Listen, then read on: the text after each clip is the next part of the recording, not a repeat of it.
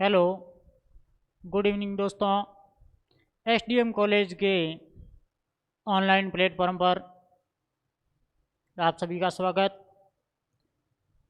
SDM college Barmer, Shrimati दापू देवी memorial महाविद्यालय बाड़मेर, जो कि गवर्नमेंट फीस में यानी कि सरकारी फीस में बीए बीएससी करवाता है।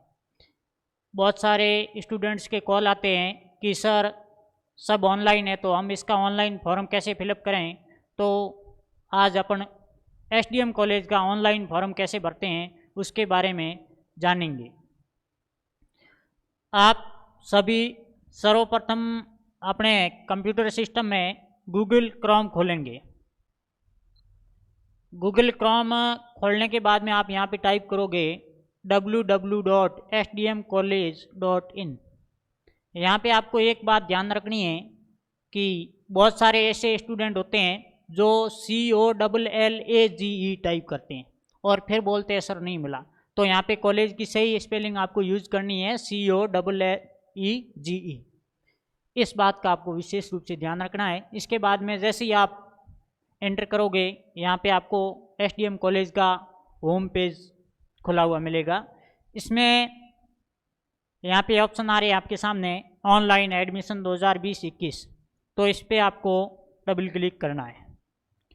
अब यहाँ क्लिक करने के बाद में आगे आपको विंडो में दिखाई देगा यहाँ पे न्यू एडमिशन। यहाँ पे आपके सामने 4 ऑप्शन दिखाई दे रहे हैं आपको, apply admission, old admission, college guideline और एडमिशन पॉलिसी। इसमें जो नए एडमिशन है वो अप्लाई एडमिशन पे क्लिक करेंगे और जो हमारे पुराने स्टूडेंट्स हैं वो ओल्ड एडमिशन में क्लिक करेंगे। यदि कोई पुराना स्टूडेंट ऑनलाइन फॉर्म भरा है तो ओल्ड एडमिशन में क्लिक करते ही उसके 2 ऑप्शन खुलेंगे, एक डेट ऑफ बर्थ और एक आधार कार्ड नंबर। जैसे मैं आपको दिखा देता हूँ, इसमें आपको ओनली फॉर 2 डिटेल फिलअप करनी है। जैसे ही आप दोनों डिटेल फिलअप करोगे आपका अपना फॉर्म ओपन हो जाएगा और आगे आप प्रोसीड करके फीस भर सकते हो। अब इसमें अपन मुख्य रूप से बात कर रहे हैं अप्लाई एडमिशन जो नए स्टूडेंट है उनके लिए। इस पर आप डबल क्लिक करोगे तो फॉर्म खुलेगा आपका। इस फॉर्म में क्या क्या भरना है इसके बारे में देखो। सबसे पहले एंटर फुल नेम, यानी यहाँ क्लिक करके अपना पूरा नाम लिखोगे। जैसे अशोक, आगे पिताजी का नाम अंडाराम जी, आगे मदर्स नेम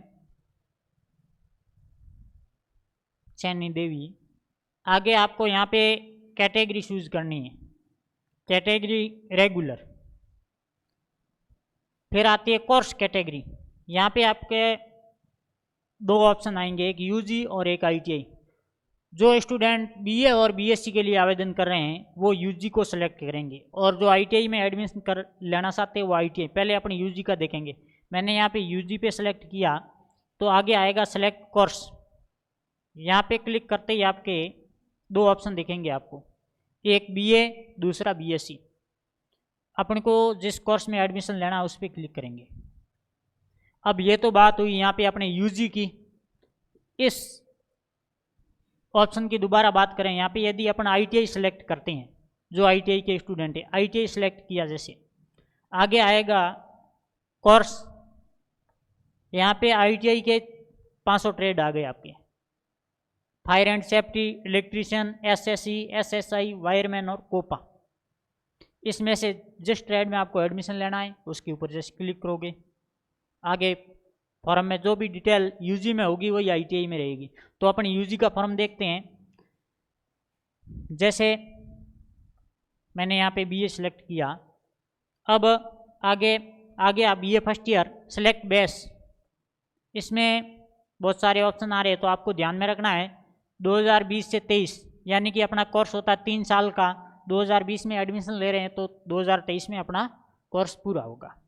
उसके बाद में आगे आपको यहाँ पे जेंडर सेलेक्ट करना है और डेट ऑफ बर्थ फिल करनी है।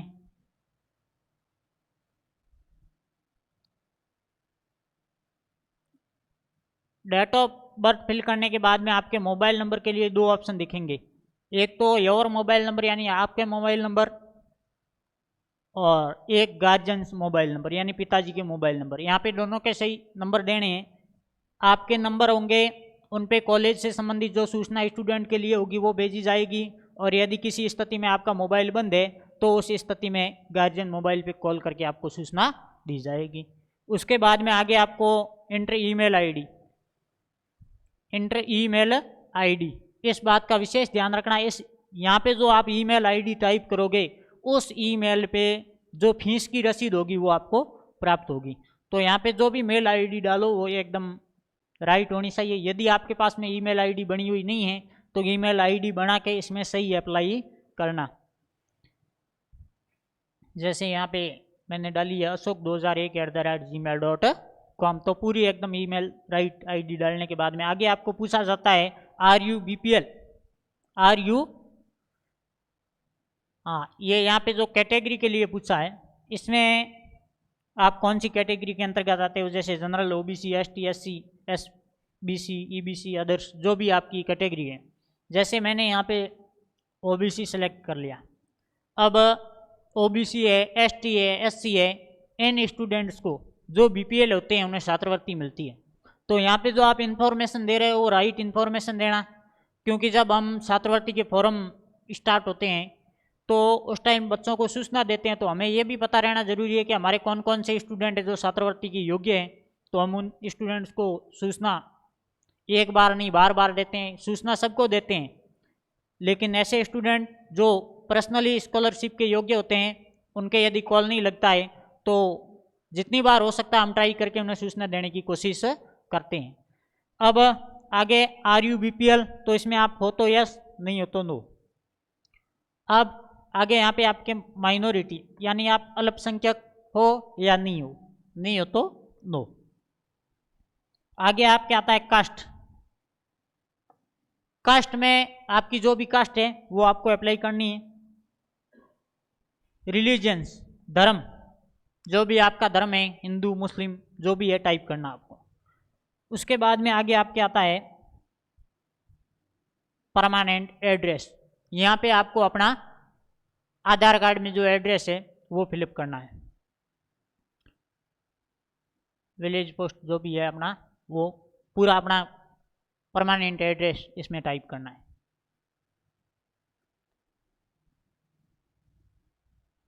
आगे अगला ऑप्शन है आपके डिस्ट्रिक्ट यानी जिला, तो जो भी अपना है टाइप करना है। आगे स्टेट राजस्थान। उसके बाद में अगला आपका है आधार नंबर, आधार नंबर टाइप करने हैं आपको यहाँ पे अपने 12 अंकों के।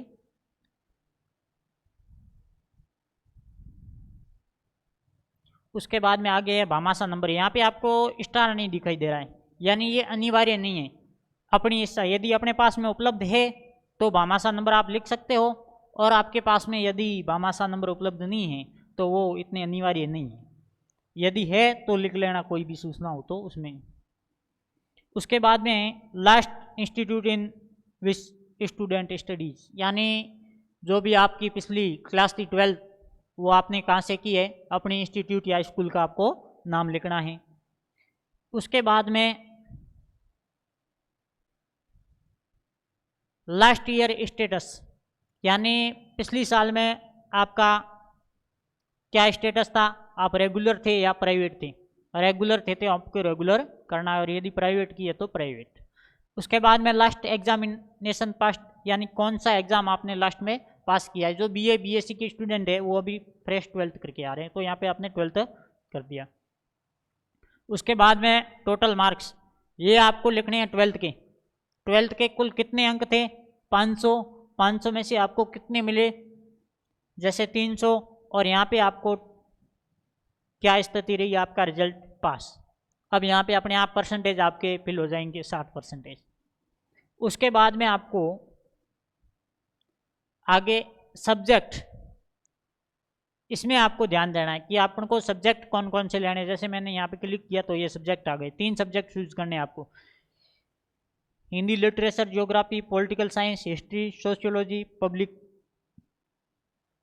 इसमें आपको एक बात और ध्यान में रखनी है कि तीनों सब्जेक्ट, जैसे हिंदी लिटरेचर, ज्योग्राफी और पॉलिटिकल साइंस ले ली। कुछ स्टूडेंट पूछते हैं सर हमारे 12th में ज्योग्राफी नहीं रही है, हम क्या ज्योग्राफी ले सकते हैं? स्पेशली बच्चे ज्योग्राफी के लिए आते हैं, तो इसमें आप 12th में आपके कोई भी सब्जेक्ट हो ज्योग्राफी ले सकते हो, उसमें कोई प्रॉब्लम नहीं है। तो यहाँ पे मैंने जैसे ले लिया Hindi literature, second subject geography, third subject political, जो भी कुछ भी लेना चाहो आप। तो उसके बाद में आपको ध्यान रखना है मीडियम का।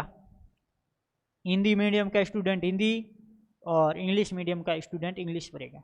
तो यहाँ पे मैं हिंदी मीडियम क्लिक करता हूँ। उसके बाद में आगे आपके आती है please upload only JPG, PNG, JPEG, PDF files, यानी ये फाइलों के नाम है। इतने प्रकार की फाइलें यहाँ पे आपके एक्सेप्ट होगी। इससे अलग प्रकार की यदि कोई फाइल है तो वो यहाँ पे एक्सेप्ट नहीं होगी। और इसमें एक आपको और विशेष बात ध्यान रखनी है, जहाँ जहाँ पे ये स्टार लगे हुए हैं ये अनिवार्य डॉक्यूमेंट अपलोड करने हैं आपको। और जिन डॉक्यूमेंट पे आपके स्टार नहीं लगे हुए हैं वो यदि फॉर्म देने तो सब है, ऐसा नहीं है नहीं देने, लेकिन फॉर्म भरते वक्त यदि आपके पास में नहीं भी है ना, तो आप जब अपना फॉर्म कॉलेज में जमा करवाने आओ तो ये सब डॉक्यूमेंट उसके साथ में इंक्लूड करके फॉर्म आपको कॉलेज में जमा करवाना होगा। अब जैसे मैंने ये खोला चूज फाइल, अब इसमें आप जाओ पीसी में, जो जहाँ पे भी आपकी फाइल सेव है, पीसी में, डी डिस्क में, यहाँ पे अपना फोल्डर बना हुआ है जो भी जिस नाम से, मैंने फोल्डर खोल लिया। अब सर्वप्रथम आपको फ़ोटो चूज़ करना है, कर लिया। ये फ़ोटो यहाँ पे ब्राउज हो गया। दिस इज रिक्वायर्ड फेल्ड, यहाँ पे रिक्वायर्ड फेल्ड बता रहा था क्योंकि यहाँ पे यदि आपके फाइलें हैं उनकी जो साइज है 200 KB से ज़्यादा होगी ना, तो यहाँ पे रिक्वायर्ड फेल्ड लिखा हुआ आएगा, वो आपको 200 KB से कम करनी पड़ेगी। सेकंड में फाइल यहाँ पे चूज कर रहा हूँ सिग्नेचर, डबल क्लिक करो फाइल पे, ये आ गई। उसके बाद में आधार कार्ड, ये रहा आधार कार्ड। आधार कार्ड दोनों साइड से स्कैन करके लगाना आपको, ये आधार कार्ड। उसके बाद में आपके है 10th की मार्कशीट, ये 10th की मार्कशीट, 12th की मार्कशीट। यहाँ पे ध्यान रखना जिसके पास में ओरिजिनल 12th की मार्कशीट नहीं है वो स्टूडेंट अपनी जो इंटरनेट की अंक तालिका है वो डाउनलोड करके यहाँ पे लगाएगा। और यदि उस टाइम उसके पास में 10th की मार्कशीट भी किसी कारणवश नहीं है तो वो 12th की कॉपी 10th की जगह भी लगा सकता है। उसके बाद में उसको फॉर्म संशोधन करवाना होगा, यहाँ पे फॉर्म जमा करवाने आई तब। अब यहाँ पे अपने पास तो 10th की थी और 12th की भी है तो ये 12th की लगा ली, और 12th की यदि नहीं है तो इंटरनेट से डाउनलोड कर लेना। उसके बाद में बोनाफाइड यानी कि मूल निवास, मूल निवास यहाँ पे लिखा आ रहा है पीडीएफ फाइल, तो पीडीएफ यदि नहीं बनाई हुई है जेपीजी में है तो यहाँ पे क्लिक करो और ऑल फाइल पे दबा दो। अब यहाँ पे आपको मूल निवास देखना है अपना, तो ये रहा मूल निवास, ये ओरिजिनल पड़ा, ये रहा मूल निवास। उसके बाद में आपके जैसे आगे है कास्ट सर्टिफिकेट यानी जाति प्रमाण पत्र, तो जाति तो एसटी एससी और ओबीसी वालों के लगेगा, तो ये ओबीसी। उसके बाद में आगे आपका है ट्रांसफर सर्टिफिकेट यानी कि टीसी, ब्राउज करूं, इसमें ये रही टीसी। कैरेक्टर सर्टिफिकेट चरित्र प्रमाण पत्र स्कूल के द्वारा जारी किया जाता है, आपको टीसी के साथ में दिया जाता है। ये रहा। उसके बाद में अंतिम माइग्रेशन, ये माइग्रेशन, ये भी स्कूल ही देगी आपको मार्कशीट के साथ में, प्रयोजन प्रमाण पत्र। अब मैंने मेरा पूरा फॉर्म फिलअप कर लिया है, आगे व्यू एंड प्रोसेस पे दबाओ। यहाँ पे क्लिक करते ही आपके फॉर्म वापस फिल होके आपके सामने आएगा। एक बार आपको दोबारा देखना है उसमें कोई कमी नहीं रह गई है, देखने के बाद में आप आगे प्रोसेस। अब ये फॉर्म आया है, यहाँ पे ऑप्शन सबसे ऊपर आ रहा है एडिट का। यदि आपको पूरा फॉर्म देखने के बाद में लगता है मैंने कुछ गलत कर दिया है फिलअप, तो आप वापस एडिट कर सकते हो। अब मैं इस फॉर्म को आपको पूरा दिखाता हूँ। ये नाम अशोक, पिताजी का नाम, mother's name, regular, UG, BA, base, यानी डेट ऑफ बर्थ, अपने मोबाइल नंबर चेक करोगे वापस। मुख्य रूप से आपको ईमेल आईडी का विशेष ध्यान रखना है। उसके बाद में कैटेगरी और बीपीएल हो या नहीं हो, एड्रेस, जो भी पूरा फॉर्म आपको वापस दिखेगा। ठीक है, फिर आपने कौन कौन से सब्जेक्ट सेलेक्ट किए हैं, हिंदी। उसके बाद में आपने कौन कौन से डॉक्यूमेंट अपलोड किए आपको वापस दिखेंगे। बोनाफाइड है, 12th मार्कशीट, 10th है, 12th है, टीसी है, माइग्रेशन है, सीसी है, आधार कार्ड है और कास्ट सर्टिफिकेट है, ये सब आपको दिखेंगे। इसमें भी आपको यदि कोई डाउट हो तो आप क्लिक करके देख सकते हो वापस, और नहीं तो अपना फ़ोटो सिग्नेचर देख लिया। और अब आपके पास में ऑप्शन आएगा पे नाउ का। इतना पूरा फिलअप करने के बाद में पे नाउ का ऑप्शन आएगा। इसमें आपको क्या करना है, फीस देख ली 3000 है, आपने यहाँ पे नाउ पे क्लिक करो। अब आपके सामने ऑप्शंस आएंगे बहुत सारे।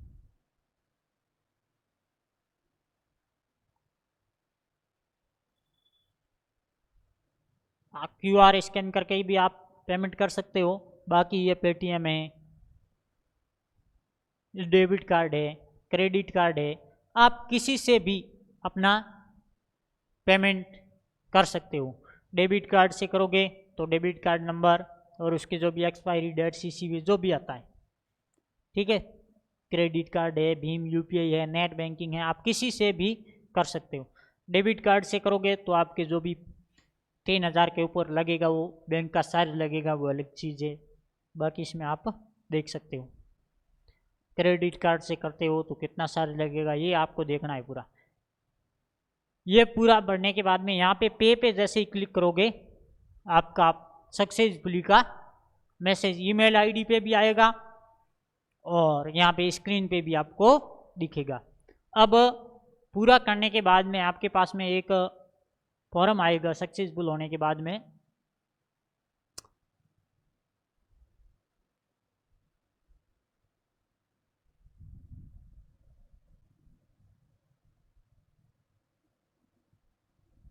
रजिस्ट्रेशन फॉर्म,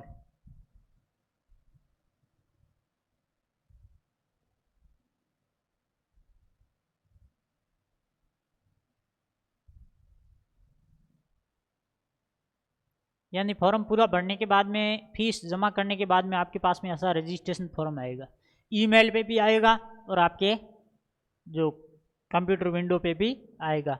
उसके बाद में इसकी फ़ोटोकॉपी लेके इसके साथ में आपको डॉक्यूमेंट क्या क्या जमा करवाने वो भी आपके साथ में आएगा। अब यहाँ पे जैसे BA या BSc फर्स्ट ईयर है तो 10th की मार्कशीट, 12th की मार्कशीट, TC, CC, माइग्रेशन, यहाँ पे ध्यान रखना TC, CC, माइग्रेशन, ये तीनों डॉक्यूमेंट आपके ओरिजिनल जमा होंगे। बाकी जो भी है सबकी एक एक फोटोकॉपी लगेगी। यहाँ पे आधार कार्ड है, कास्ट सर्टिफिकेट है, बोनाफाइड यानी मूल निवास है, 2 फोटोज, ठीक है। गैप सर्टिफिकेट एप्लीकेबल, यानी यदि कोई स्टूडेंट है जैसे BSc फर्स्ट ईयर कहीं और से की है और वो पास नहीं हो पाया या किसी कारणवश उसने छोड़ दिए, वो वापस करना चाहता है, या किसी जैसे 12th करने के बाद में किसी ने कोई STC कर ली, कुछ भी कर लिया, उसके बाद में यदि वो BA BSc करना चाहता है तो गैप सर्टिफिकेट लगेगा। तो दोस्तों अपने देखा अपने कॉलेज का जो ऑनलाइन फॉर्म है वो कैसे फिलअप करते हैं। धन्यवाद। इसी के साथ में अगली जानकारी के साथ में फिर उपस्थित होंगे।